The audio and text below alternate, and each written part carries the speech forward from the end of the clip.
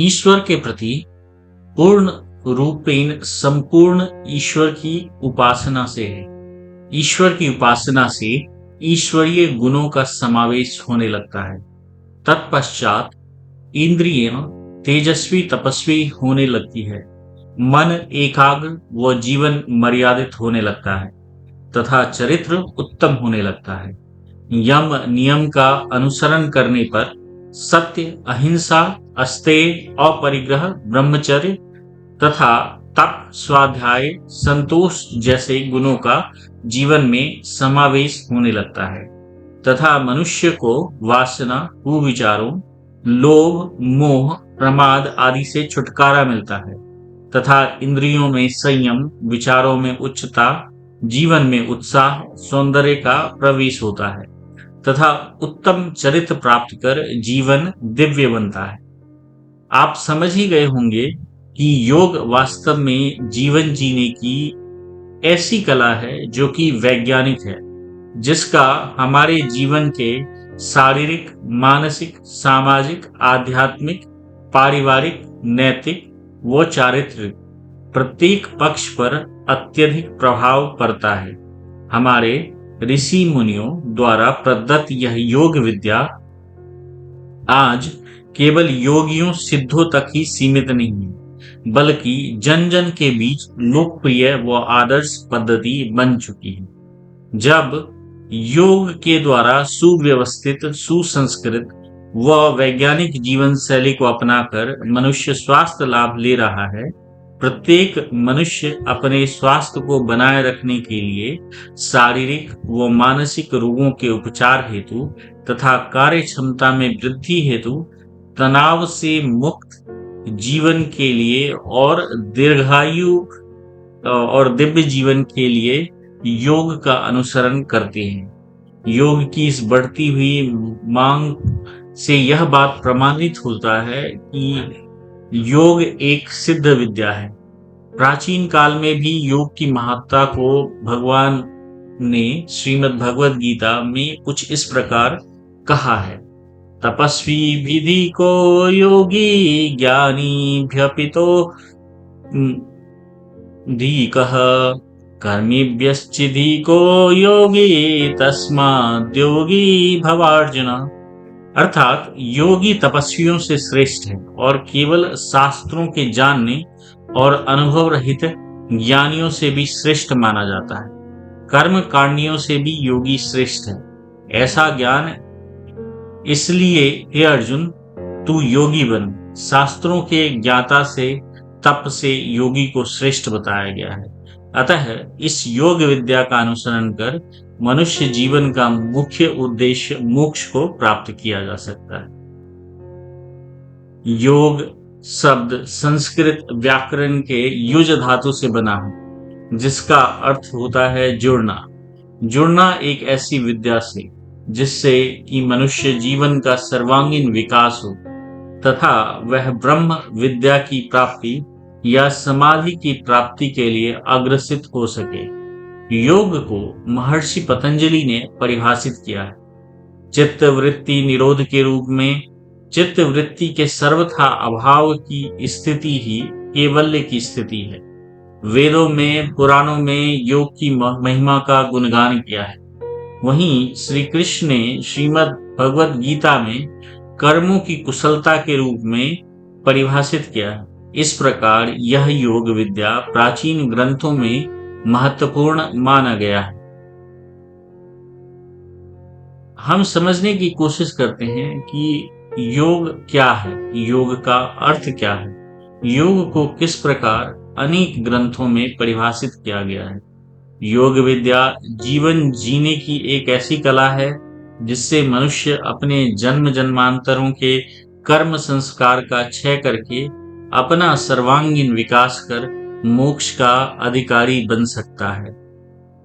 प्राचीन काल से ही भारतीय मनीषियों के अंतःकरण में योग की विमल मंदाकिनी परंपरागत रूप से पवित्र धारा के रूप में अविरल अनवरत प्रवाहित होती रही है। यह योग विद्या ब्रह्म द्वारा निर्दिष्ट तथा हमारे ऋषियों, तपस्वियों तथा दार्शनिकों के द्वारा अपनाई गई श्रेष्ठ साधना पद्धति है। महर्षि पतंजलि कृत योग सूत्र का प्रथम सूत्र अथ योगा अनुशासनम, जिसका अर्थ है कि आपके जीवन का वह मंगलवाचक क्षण आ गया है जिसमें कि शारीरिक एवं मानसिक स्वास्थ्य के साथ साथ मोक्ष का मार्ग प्रशस्त होता है। इसको इस तरह से समझ सकते हैं कि अब आपको एक निश्चित कार्य व्यवस्था का अनुसरण करना होगा और वह निश्चित कार्य व्यवस्था योग है। और इस योग पद्धति को अपनाने के लिए हमें सबसे पहले अनुशासित जीवन की आवश्यकता होती है। अनुशासन स्वयं पर शासन, स्वयं के प्रति कठोरता, यही कठोरता हमें स्थिरता देती है। योग के द्वारा चित्त की शुद्धि, इंद्रिय संयम तथा स्थिरता, लघुता, शारीरिक व मानसिक शांति की प्राप्ति होती है।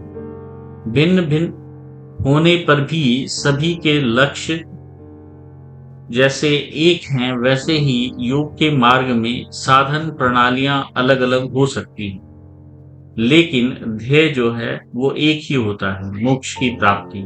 या कह सकते हैं कि सभी के द्वारा समग्र स्वास्थ्य की प्राप्ति के साथ साथ मोक्ष प्रदायी ब्रह्म विद्या योग है। जैसे एक पर्वत के शिखर पर चढ़ने के कई मार्ग होते हैं, सभी का लक्ष्य है पर्वत का शिखर। हम जिस भी मार्ग से जाएंगे वह चोटी पर अवश्य पहुंच जाता है। जो जिस मार्ग को अपनाता है वही मार्ग से उसका नाम जुड़ जाता है। ठीक उसी प्रकार जिस साधना मार्ग को अपनाते हैं उसी के अनुसार भक्ति मार्ग, ज्ञान मार्ग या कर्म मार्ग के अनुसार साधना निर्धारित होती है, परंतु लक्ष्य सभी का एक ही है। योग साधना के इन्हीं विभिन्न मार्गों का नाम है ज्ञान योग, भक्ति योग, कर्म योग, हठ योग, लय योग, मंत्र योग, राज योग आदि। इनमें से प्रमुख का वर्णन इस प्रकार है। आइए हम ज्ञान योग, भक्ति योग व कर्म योग को समझने का प्रयास करते हैं। ज्ञान योग क्या है? योग के क्षेत्र में साधक का जो भी मार्ग होता है, अर्थात वह जिस प्रकार के साधनों को अपनाता है, उनका प्रयोग करता है, उन्हीं के अनुरूप उसकी साधना का नाम होता है। यदि ज्ञान साधना के साधनों का प्रयोग किया जाए तो वह मार्ग ज्ञान योग कहलाता है। ज्ञान योग वह साधना है जिसमें सर्वोच्च अवस्था की प्राप्ति ज्ञान मार्ग द्वारा होती है। वह सभी साधनाएं जिसमें ज्ञान को माध्यम बनाकर लक्ष्य को प्राप्त किया जा सकता है उन्हें ज्ञान योग कहते हैं। श्रीमद् भगवद गीता में ज्ञान योग को ही सांख्य योग कहा गया है। गीता में मोक्ष की प्राप्ति के लिए ज्ञान की महत्ता का वर्णन किया गया है। ज्ञान योग द्वारा ब्रह्म से साक्षात्कार हो जाता है। उस ज्ञान की अंतिम व उच्चतम अवस्था जिससे साधक में अहम ब्रह्मास्मि का भाव जागृत होने लगता है। ज्ञान योग के अनुसार ब्रह्म ही सत्य है। ब्रह्म के अतिरिक्त अन्य किसी की महत्ता इस संसार में नहीं है। ज्ञान योग के अनुसार आत्मा का वास्तविक स्वरूप ब्रह्म है और एक ब्रह्म ही सत्य स्वरूप है। ज्ञान योग के सिद्धांतों के अनुसार आत्मा शुद्ध, बुद्ध, सत्य, नित्य, आनंद स्वरूप तथा ज्ञान स्वरूप। ज्ञान योग के उद्देश्य है कि ब्रह्म भाव की स्थिति को प्राप्त करना, और यह ब्रह्म भाव की स्थिति ही मोक्ष है। ज्ञान योग के अनुसार जीव तथा ब्रह्म की एकता का ज्ञान होना ही मोक्ष। ज्ञान योग विवेक ज्ञान की प्राप्ति है जिसके द्वारा सही गलत का ज्ञान होता है। नित्य अनित्य का ज्ञान प्राप्त कर मनुष्य जीवन के उद्देश्य को प्राप्त करना ही ज्ञान योग का उद्देश्य है। ज्ञान योग द्वारा ही मनुष्य देह देवालय बन जाता है, मनुष्य जीवन सफल हो जाता है। क्योंकि मनुष्य जन्म साधना के लिए मिला है। साधना मनुष्य योनि में ही की जा सकती है, अन्य योनियों में नहीं। ज्ञान योग द्वारा मनुष्य जन्म सार्थक बनाया जा सकता है। नित्य अनित्य, पाप पुण्य, सुख दुख, खाद्य अखाद्य पर विचार कर शारीरिक मानसिक व आध्यात्मिक स्वास्थ्य की प्राप्ति की जा सकती है। अतः ज्ञान योग का उद्देश्य है समग्र स्वास्थ्य के साथ साथ मोक्ष की प्राप्ति। अतः आइए हम ये जानने की कोशिश करते हैं कि ज्ञान योग में साधना क्या है और यह कितने प्रकार की है। इनके दोनों बहिरंग और अंतरंग साधना को समझने का प्रयास करते हैं। ज्ञान योग की साधना ज्ञान मार्ग के द्वारा सर्वोच्च अवस्था की प्राप्ति है। ज्ञान योग का वर्णन उपनिषदों में ध्यानात्मक अवस्था के रूप तथा अंतर्ज्ञान क्षमता को विकसित करने वाले साधनों के रूप में किया गया है।